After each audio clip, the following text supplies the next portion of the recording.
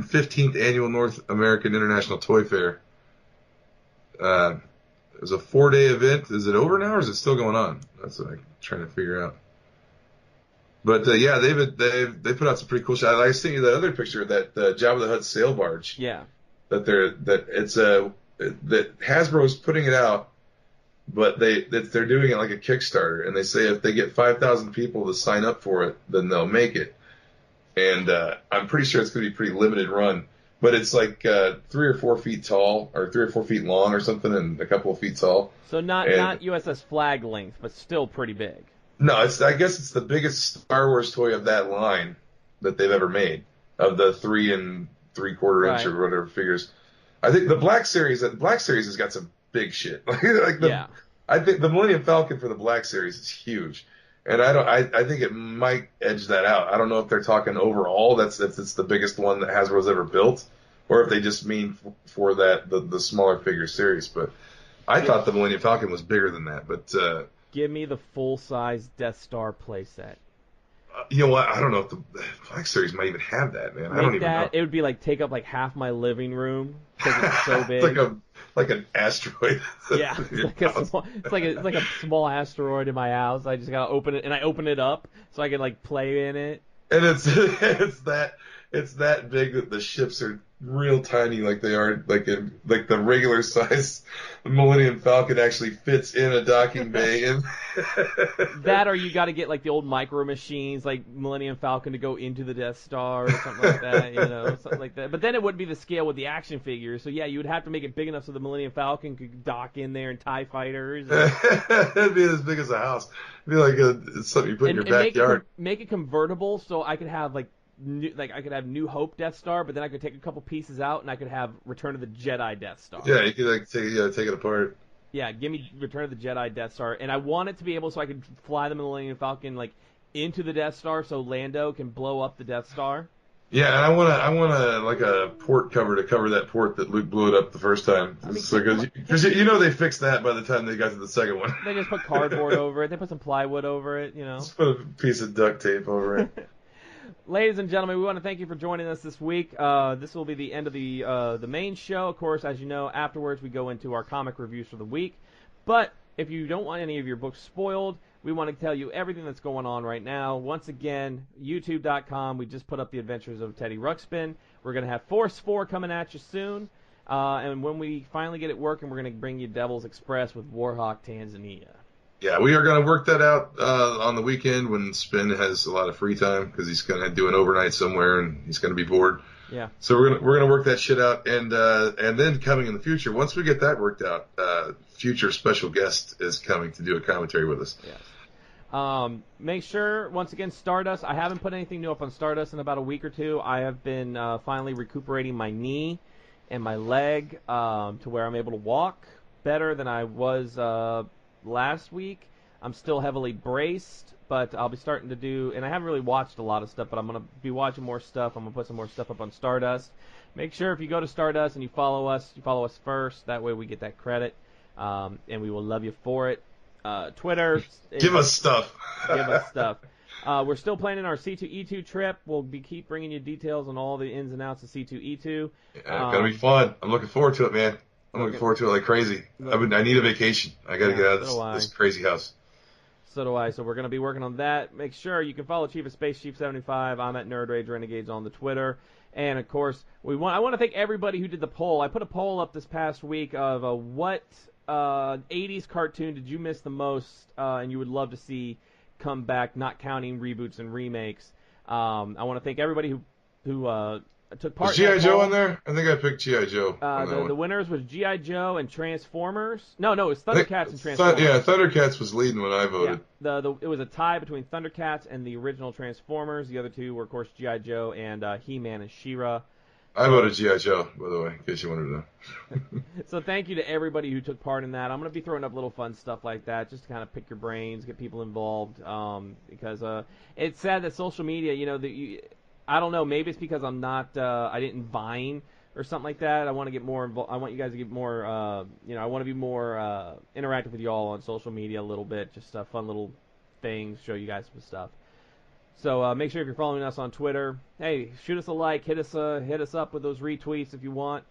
We thank everybody for all of those when you do those. Of course, Facebook.com/NRR Truth Radio is on Facebook. The show goes up there all the time.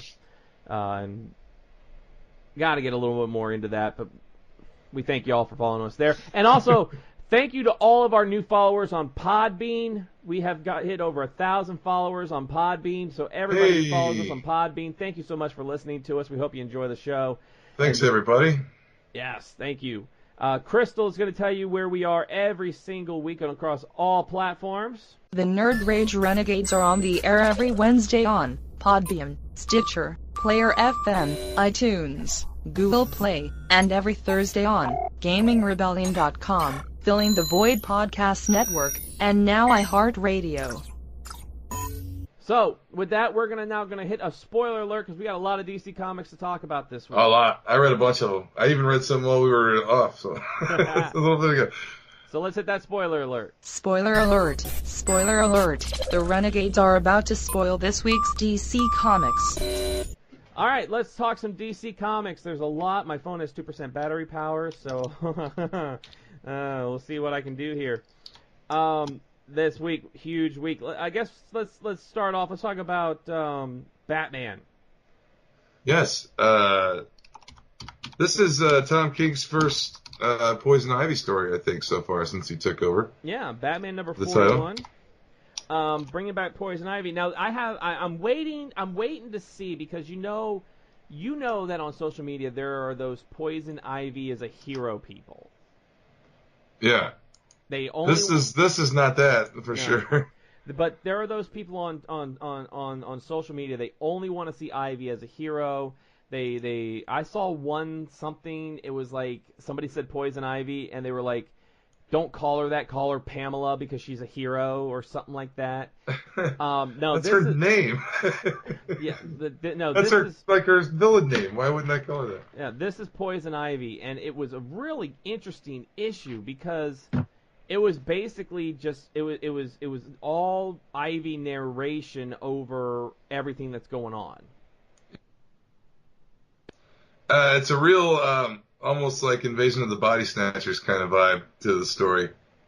And one thing at the beginning, Bruce Wayne gets up in the middle of the night and he goes down to the cave, and on his way he just tags out Alfred. Now, was that Alfred already taken over by Poison Ivy coming at him, and he had to go get he had to jack him up on the antidote stuff before he got taken over? Was that what was going on? Because then Catwoman comes in and tries to attack him in the cave. It's kind of weird. Let me get to that. I've got it open here. Hold on, let me open it. Yeah, I'm opening it up right now. That way I can have it open it up on my laptop. That way I can have it open. But really, this whole issue, Ivy's taken over everybody. She has literally taken over everybody. Yeah, the League, the Superman, everybody. It must be some airborne thing that she's got going. See, I was the way I understood it was somehow Batman sensed something was going on, and he knew he was working on that.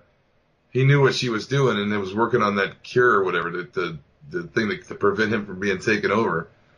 Yeah. And then he shot himself up with it, and then he shot Catwoman up with it down in the cave, and then they both passed out in the cave. And then they woke up and Alfred is there or something. Let me see what. Well, yeah, Bruce Wayne's sweating, and he gets up and he runs, and he collapses, and Alfred goes to help him, and he punches Alfred out. Yeah, I'm really interested in this because she talks about how she's so in tune with the green and that she controls the green. Yeah, I was thinking Swamp Thing should come into that and show who controls the green. That's what I was thinking is will Swamp Thing play a part in this? Because, yes, she has an affinity for the green, but Swamp Thing is the protector of the green. He is the living green. So, I mean, yeah, that'd be interesting. I almost think that Swamp Thing is going to be the cure. Swamp Thing is going to be the way they get the league back without killing Poison Ivy. Yeah, and I mean she's taken over everybody but Bruce, so it's going to be really interesting to see where this goes. This is a setup issue. Well, she didn't get Selena either.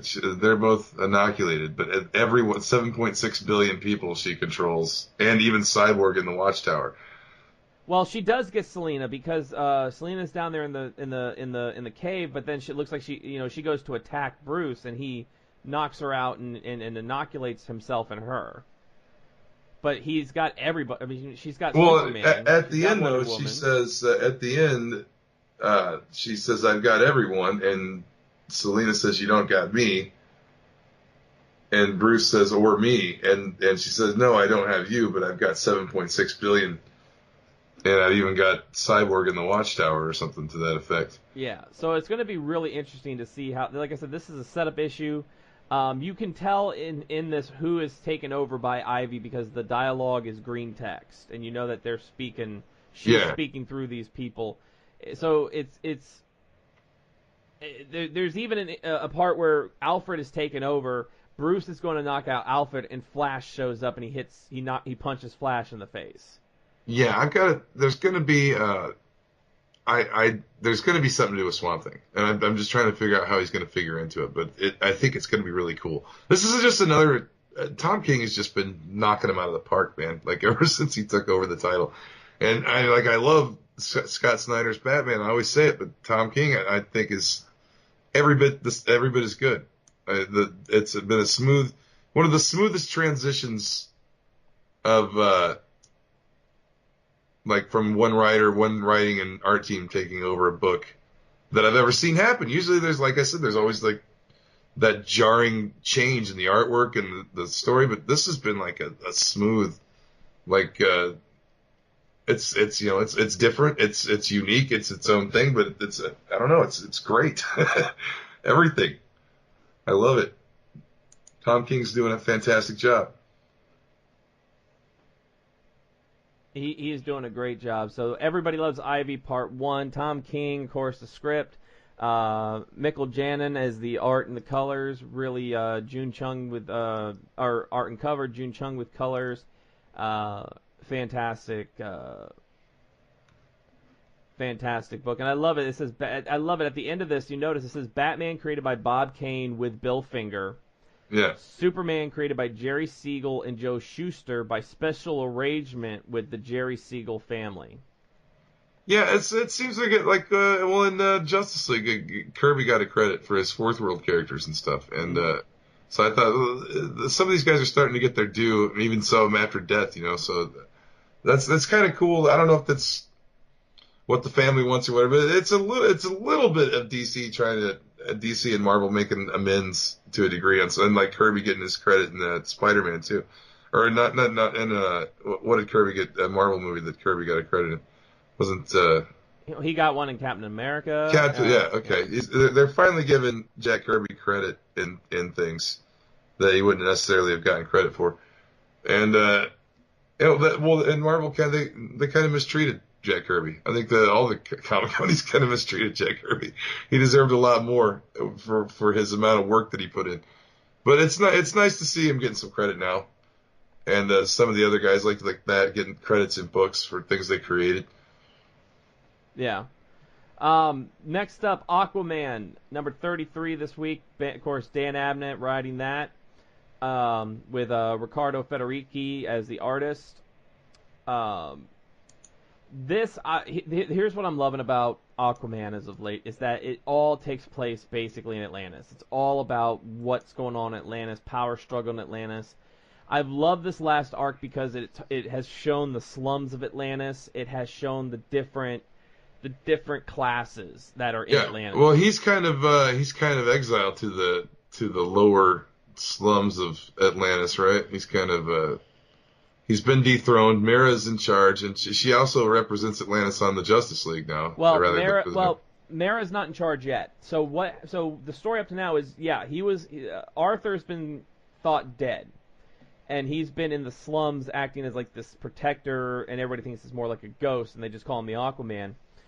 Mara was on the surface world, and she broke through the Crown of Thorns, which was this magical barrier that the new king, King Wrath, put over Atlantis.